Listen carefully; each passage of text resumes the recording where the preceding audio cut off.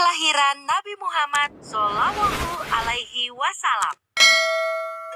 Mekah yang semula hanya ditinggali oleh Hajar dan Nabi Ismail, seiring dengan berjalannya waktu, berubah menjadi sebuah negeri yang besar. Berkat doa Nabi Ibrahim, negeri itu sungguh mendapatkan berkah dari Allah. Masyarakatnya hidup dalam kecukupan dan sejahtera. Beribu-ribu tahun kemudian, Mekah berubah menjadi negeri yang sangat kejam. Sebagian besar masyarakatnya mulai melupakan ajaran agama yang benar dan berganti menyembah berhala-berhala yang mereka ciptakan sendiri. Di antaranya adalah Saman, Watan, Nusyun, dan masih banyak lainnya. Semua itu adalah Tuhan yang mereka ciptakan dari batu, kayu, ataupun logam. Kaum Quraisy menganggap harta adalah segalanya. Bagi yang memiliki harta paling banyak, dialah yang akan menjadi pemimpin. Demi mencapai kehormatan dan kedudukan, mereka menghalalkan segala cara. Karena itu pula, mereka seringkali terlibat dalam perselisihan dan kadang-kadang menimbulkan perang antar saudara. Bukan hanya Tuhan mereka saja yang berubah, sifat dan perilaku masyarakatnya pun juga berubah. Kaum Quraisy yang secara turun-menurun menguasai Mekah dan Ka'bah mulai membentuk kelompok masing-masing. Mereka sangat berkuasa dan kaya raya. Namun kekayaan itu mereka dapatkan dengan cara yang tidak halal. Merampok, memeras rakyat kecil, berjudi, curang dalam berdagang, dan perbudakan yang sangat kejam. Zaman di mana kaum Quraisy hidup dengan cara yang kejam disebut zaman jahiliyah. Pada zaman itu, ada seorang wanita soleh bernama Aminah. Suaminya bernama Abdullah. Pada saat Aminah mengandung, sang suami jatuh sakit dan akhirnya pun meninggal dunia.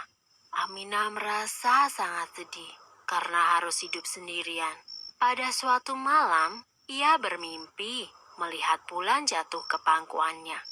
Menurut ahli tafsir mimpi, kelak anak yang dikandung oleh Aminah akan menjadi orang yang dihormati. Mekah dan Ka'bah semakin ramai dan berkembang. Orang dari segala penjuru selalu berkunjung ke Mekah untuk beribadah dan juga berdagang.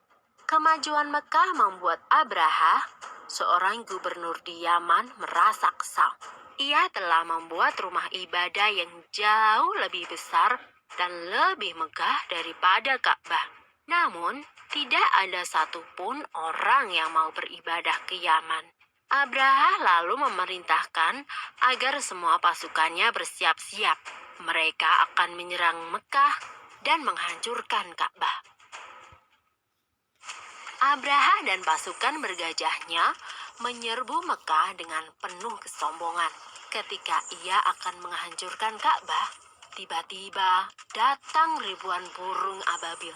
Burung-burung itu membawa batu-batu berapi dari neraka. Kemudian, batu-batu itu dilemparkan ke arah pasukan gajah Abraha. Dalam sekejap mata, pasukan Abraha berhasil dikalahkan dan Ka'bah pun dapat diselamatkan. Tahun itu kemudian disebut dengan Tahun Gajah. Pada Tahun Gajah itu pula, Aminah melahirkan putranya. Ia memberikan nama Muhammad, sebuah nama yang tidak lazim untuk anak-anak kaum Quraisy. Ialah Nabi Muhammad, nabi terakhir yang diutus oleh Allah. Ia dilahirkan pada hari Senin, 12 Rabiul Awal, Tahun Gajah. Selesai. Sumber dalam Al-Quran terdapat dalam surat Al-Fil ayat 1-5 yang artinya, apakah kamu tidak memperhatikan bagaimana Tuhanmu telah bertindak terhadap tentara bergajah? Bukankah Dia telah menjadikan tipu daya mereka untuk menghancurkan Ka'bah itu sia-sia, dan dia mengirimkan kepada mereka burung yang berbondong-bondong, yang melempari mereka dengan batu berasal dari tanah yang terbakar. Lalu dia menjadikan mereka seperti daun-daun yang dimakan ulat.